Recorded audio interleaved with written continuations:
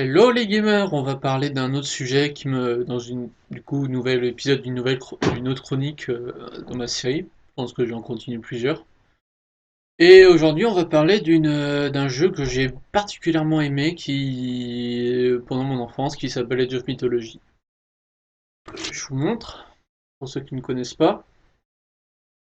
Cover d'ailleurs très inspiré que beaucoup de gens maintenant utilisent, même je vois dans des diapos de cours d'histoire, cette image de Zeus là en plein centre qui au final n'est même pas une illustration comme vous en doutiez, d'illustration mythologique de l'époque de la Grèce antique ou quoi, hein. C'est juste le jeu qui a fait ça et énormément de professeurs d'histoire l'utilisent, enfin, ou même d'internet, d'articles Wikipédia l'utilisent pour faire un article sur Zeus. Enfin bon, la parenthèse est fermée. Donc on va parler de Age of Mythology du coup. Alors pour vous situer, Age of Mythology, c'est un jeu qui a été sorti en 2001 et qui fait suite, si je dis pas de bêtises, à Age of Empires 2. Donc pour vous situer, c'est le même développeur et le cours principe reste le même, hein. Vous contrôlez des soldats, vous contrôlez une civilisation. Donc ici en l'occurrence, vous avez trois civilisations égyptiennes, grecques et scandinaves. Donc les Égyptiens, donc je vais vous parler des fonctionnalités des peuples un peu plus tard.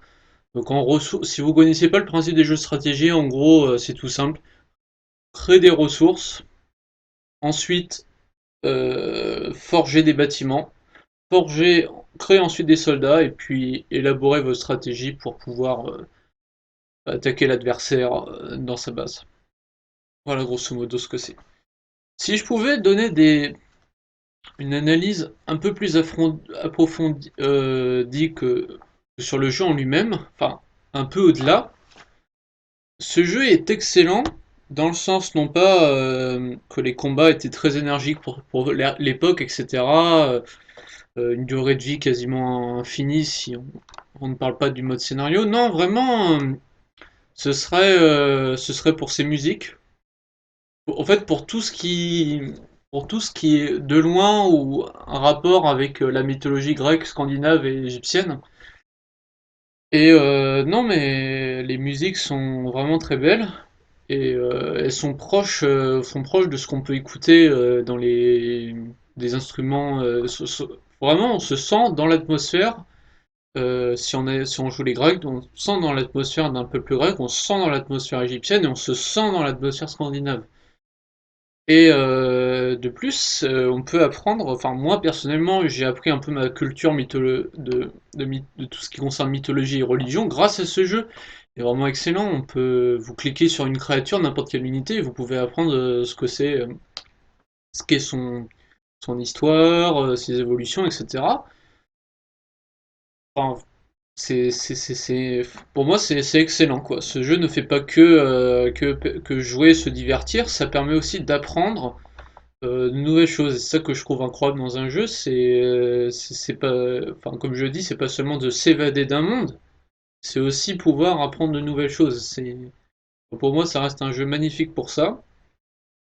Si on pouvait alors du coup s'orienter un peu plus sur le gameplay, donc je vous ai dit que c'est un jeu donc stratégique digne de Age of Empires, avec des civilisations chacune avec ses particularités. Les Grecs pouvant, si je me rappelle bien, ont des très fortes unités mythologiques comparées à d'autres, genre le Colosse, les Méduses, les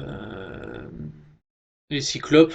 En unité mythologique de base, c'est très fort parce que je me rappelle bien qu'ils peuvent prendre et le balancer comme des grosses merdes les unités dès le début de game. Enfin,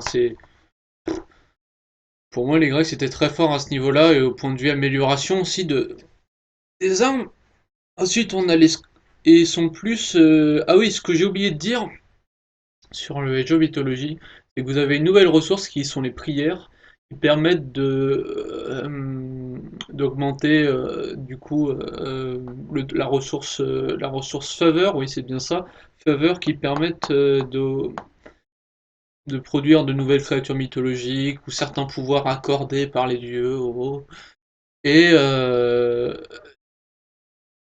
et voilà. Et ensuite, on a les Égyptiens. Les Égyptiens, leur particularité, si je me souviens bien, c'est que même les bâtiments qui permettent d'avoir les bâtiments qui permettent d'avoir des ressources comme le bois ou le pierre plus efficacement ou l'or, eh bien, ils sont gratuits parce qu'ils peuvent se développer très très vite. Je me rappelle des Game Online avec un mec, et j'en chiais beaucoup parce qu'il jouait ça très bien et au début de game, je me faisais rétamer à cause qu'il jouait égyptien.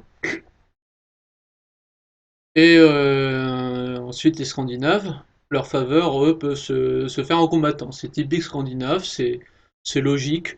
Bon, je suis pas tellement fan parce qu'au tout début du jeu, c'est pas. Faut déjà envoyer des guerriers à l'abattoir sur des animaux pour avoir quelques faveurs. Je suis pas spécialement fan. Je préfère le système des Égyptiens qui permettent de produire des faveurs avec les statues ou les Grecs qui permettent de faire des prières sur un seul temple. Enfin, voilà, c'est à peu près tout ce que je voulais dire. Bon, le gameplay, ça reste du Age of Empires, sauf que vous rajoutez les pouvoirs de créatures et voilà, ça vous fait Joff. Et aussi, ce que j'ai oublié de dire, c'est que vous pouvez aussi choisir vos dieux au début de partie. Chaque ère, chaque âge héroïque, âge classique, âge héroïque, âge mythique, vous pouvez choisir 3 dieux. Et chaque dieu peut vous apporter une nouvelle sorte de gameplay, de nouveaux choix, si vous voulez plus agressif, plus défensif, ou avoir plus de ressources ou je ne sais quoi. Tout dépend de vos dieux. Ensuite, du point de vue scénaristique du mode campagne, elle est assez longue en soi. Alors, je vous dis pas quand vous choisissez le mode le plus dur qui est le mode titanesque, mais c'est assez dur en soi. Et ce que je trouve encore intéressant, c'est que il y a des événements connus, enfin, ils reprennent des événements connus de la mythologie, cités dans des bouquins, etc., et qui mettent dans le mode histoire. Alors, tout ce qui est histoire entre le héros principal, Arcantos, et Gargarensis, le grand cyclope, bon, c'est du bullshit total au niveau de la mythologie, mais c'est pas grave.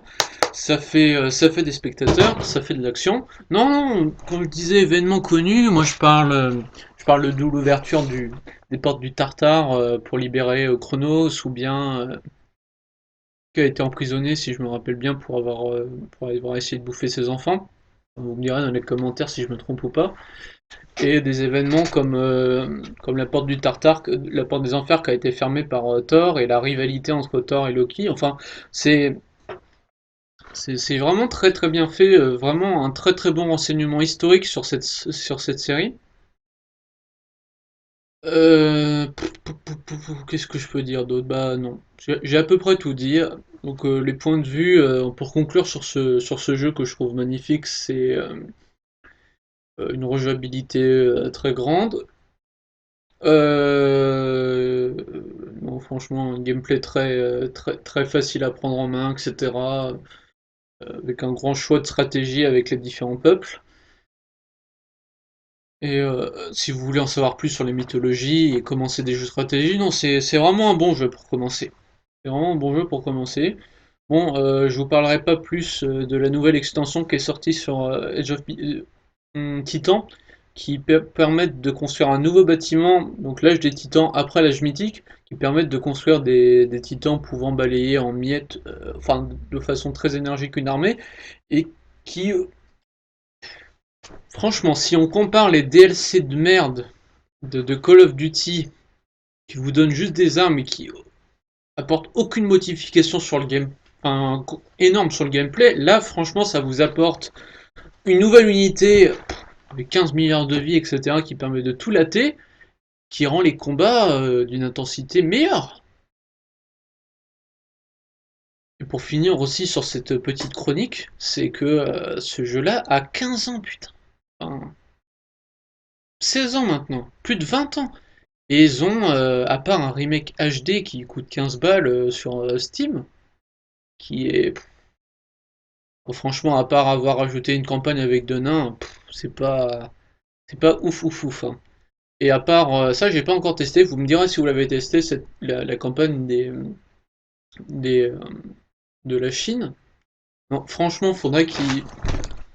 Soit que les développeurs commencent à sortir, je ne sais pas moi, un Age of Mythology avec des graphismes complètement remodelés, un peu comme le style graphique de Civilization, ou bien vous sortez un nouveau Age of Mythology. Alors je m'en bats les couilles que ce soit les mêmes graphismes, mais avec de nouveaux, nouvelles races, une nouvelle histoire. Non, voilà, c'est tout ce que je pense.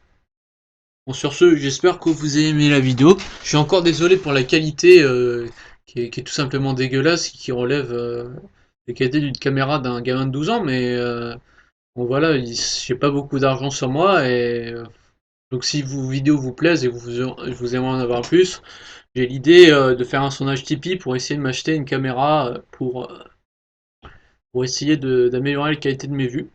Donc si vous avez apprécié, n'hésitez pas à partager ou à liker. Voilou!